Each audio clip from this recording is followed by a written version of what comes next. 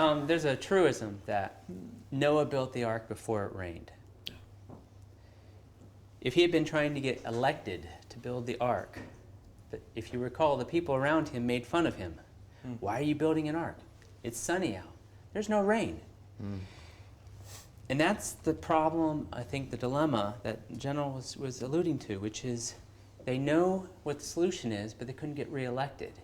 And you don't see the crisis over the horizon because right now it just looks something relatively small.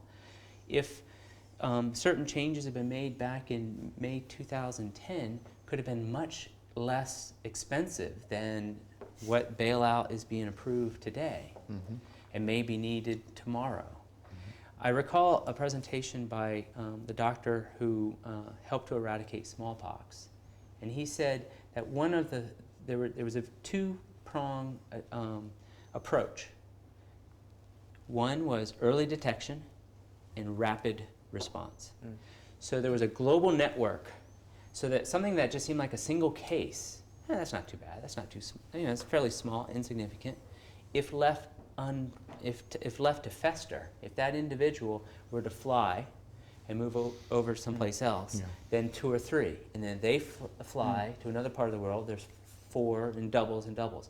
But if you lance the boil early and you have that early detection, and I think we as democracies need to do a better job, and I think this is one of the big changes from maybe that we were talking about in the first session, is a change from governments that establish procedures in very very disaggregated fashion to do one job very, very well and to not see the whole, because it's predictable. It's good for over time. But in a more non-linear environment, we need to be extra fast and extra vigilant. Vigilant to see the change and then fast to adapt to the change. And I think that's the real challenge for us. I'd like to throw one thing into that and then address it to Rem, and then please jump in, General. No, I just wanted to ask Erik if your prescription is right. What are the instruments for early detection of the next step of those who are driving our governments to pairs, and what are the instruments we have to heal it? I mean, if we look at the sovereign debt crisis, we all know where to look for the stress points. There are very easy data lines that we follow that measure either relative yields in the bond markets or relative interest rates in the interbank markets. And we look at those in utter fascination, because when they increase these spreads, then we know immediately that there's a problem. And we also know how to address the problem, how to increase liquidity. The problem is that the instrument that we're using to address the problem, the European Central Bank, first and foremost, is gradually finding its capacity to respond exhausted.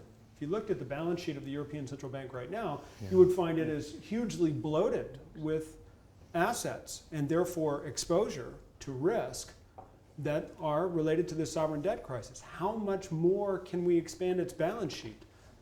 Let me put the question a different way.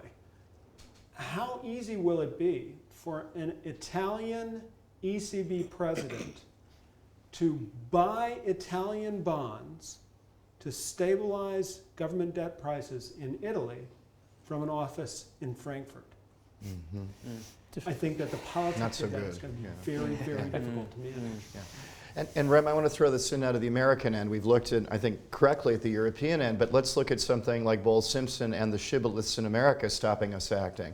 This is a plan that you got Alan Simpson, quite a conservative Republican, and Bowles, who'd been chief of staff, Erskine Bowles, to President Clinton.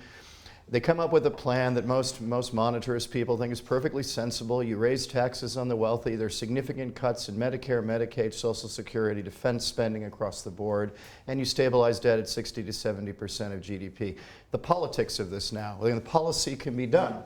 The politics of this is the president runs a mile from this. It says nothing, total cowardice, says nothing. Thank you for serving. Sends them out of the White House as fast as he can. And Nancy Pelosi says it's utterly unacceptable that we would cut entitlements in any way. The Republican Tea Party say we will never raise taxes in any formation. If that's even on the table, we're walking out of the room. This is where the politics enter into this, and this problem with democracy. If you take off the table entitlements and tax rises, there's nothing left on the table. And you don't solve the problem, and we can all agree on that, but if you come into it with sacred cows you're not prepared to slaughter in return for a broader package, an overall package, you have no deal, and then your country gets sicker and the system is seen not to work, and then what the general says kicks in. It discredits the thing, and then simple demagogues with simple answers to complicated questions win. It's very simple, all we have to do is whatever. And isn't that ultimately that polarization, isn't that part of it? David, you're nodding, is that right? Is that part of the problem in the States at the moment? I'll give you my personal view of what's going on in the United States. Right. But you're absolutely right. I think there's been this shift in American politics over the past couple of decades where the competitive nature of campaigning has spilled over into the governing. And for presidential politics, it's pretty much over an individual. But and the president and the various campaigners, the various candidates will say, well, you know, if you elect me, I will guarantee so many thousands of jobs, and I will pass a budget bill, et cetera, knowing full well that in order to succeed, he is dependent on Congress, which he doesn't have as much control over. Publics will buy into, I'm voting for that person because they speak nicely, I'm generalizing to a fault probably.